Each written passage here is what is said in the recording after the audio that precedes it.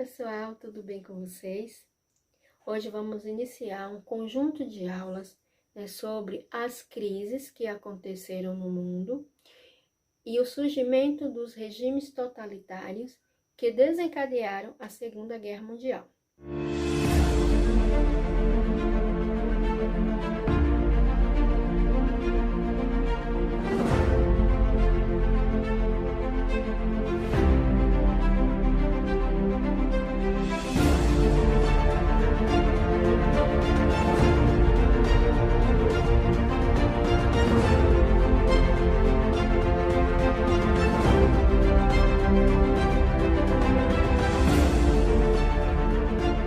Na aula de hoje vamos falar um pouco da início, ao período que vai do final da Primeira Guerra, em 1918, até o início da Segunda Guerra, em 1939, conhecido como Entre Guerras, e que se caracteriza pelas imensas dificuldades pelas quais praticamente todas as nações do mundo passaram, principalmente aquelas que foram derrotadas no primeiro conflito, ou seja, na Primeira Guerra Mundial, também chamada de Grande Guerra, que já falamos.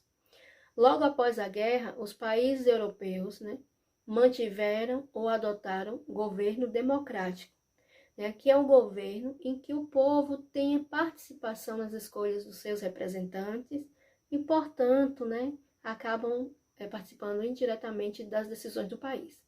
Mas nos anos seguintes, sobretudo por conta da crise econômica, em vários países, a democracia foi substituída por regimes autoritários. O historiador Eric Hobsbawm, ele fala que em 1920 existiam cerca de 65 países no mundo que adotavam o regime liberal constitucional, ou seja, regime que tinha eleições, que tinha partidos políticos, que era dividido nos três poderes, o judiciário, o legislativo e o executivo, que vocês estudaram essa organização, a função de cada um desses poderes no 8º ano. E Hobsbawm diz que em 1938 esse número cai para 17. Então, os outros países modificaram suas formas de governo para formas autoritárias. Então, a gente vai tentar agora entender como foi que esse processo aconteceu. Vocês viram quando estudamos a Primeira Guerra Mundial que os Estados Unidos entraram no conflito somente no ano de 1917. E como a guerra aconteceu, os confrontos aconteceram no território europeu, os territórios americanos não foram atingidos pelas batalhas. Além disso, eles obtiveram ganhos financeiros e políticos e se firmaram como uma grande potência mundial. Enquanto as nações europeias reduziram a sua produção, tanto industrial como agrícola, em função da devastação que aconteceu no território gerado pela Primeira Guerra Mundial, os Estados Unidos aumentam a sua produtividade, importando alimentos e bens industrializados para os países envolvidos no confronto. E passam a viver um período de grande otimismo no pós-guerra, mas também de grandes contradições. Sobretudo na década de 1920, o grande crescimento da produção industrial e agrícola estadunidense esbarrou na limitação do consumo em relação ao que era produzido, ou seja, produzia-se mais do que era consumido. Pois, internamente, os salários dos trabalhadores não aumentavam na mesma proporção daquilo que produziam. Além disso, os países europeus, que eram os maiores consumidores dos produtos, vão se recuperando e vão deixando de importar muitos artigos dos Estados Unidos. O resultado disso é uma grave crise de superprodução. Ou seja, como eu falei, que produzia muito mais do que o que era consumido. Então, os preços das ações das empresas que não conseguiam vender os seus produtos, começou a cair.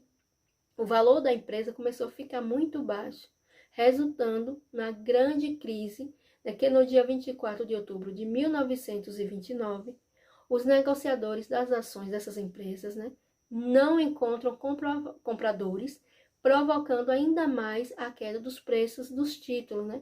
Esse episódio ficou conhecido como crash, o que significa quebra, né? A quebra da Bolsa de Nova York.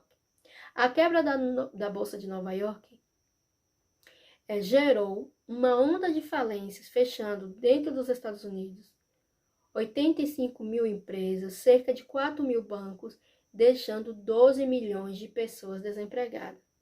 Como os Estados Unidos lideravam o comércio internacional, né, a crise não afetou só internamente, mas se enradicou por quase todo o mundo, né? Todos os países que tinham relações com os Estados Unidos acabou sofrendo as consequências, né? Esse período depois da queda ficou conhecido como Grande Depressão e atinge todos os países que mantinham relações econômicas e comerciais com os Estados Unidos. Os historiadores, economistas e geógrafos calculam-se que cerca de 40 milhões de trabalhadores em todo o mundo perderam seus empregos. Enquanto a crise se alastrava pelo mundo, nos Estados Unidos, em 1932, o líder do Partido Democrata, Franklin Delano Roosevelt, foi eleito presidente. Sua equipe adotou ideias do economista britânico John Keynes, né, que defendia que o Estado deveria intervir na economia, fazendo grandes investimentos. Assim, Franklin lançou o New Deal, novo acordo, né, uma nova forma de gerenciar a economia. Entre as medidas que foram adotadas está o investimento maciço, né, investimento significativo em obras públicas para gerar empregos, a distribuição de estoques de gêneros agrícolas para a população que estava passando fome, o controle sobre os preços e a produção para evitar a superprodução na agricultura e na indústria, a diminuição da jornada de trabalho, com o objetivo de abrir novos postos de trabalho, novas vagas, né? Trabalhador com menos horas vai dar espaço para outro. Com tais medidas, o desemprego diminuiu, a agricultura e a indústria se recuperaram parcialmente. Em 1934, a renda nacional começou a crescer. No resto do mundo, a Grande Depressão deixou diversas pessoas sem emprego, né? E essa situação favoreceu o surgimento de políticos e partidos autoritários que acusavam as democracias, né, sobretudo as democracias liberais, de serem incapazes de resolver os problemas da população.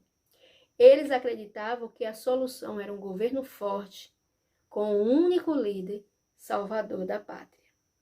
E são esses governos totalitários que vão desencadear a Segunda Guerra Mundial. E sobre esses governos, as características de cada um deles, como surgiram, nós falaremos na próxima aula. Até lá!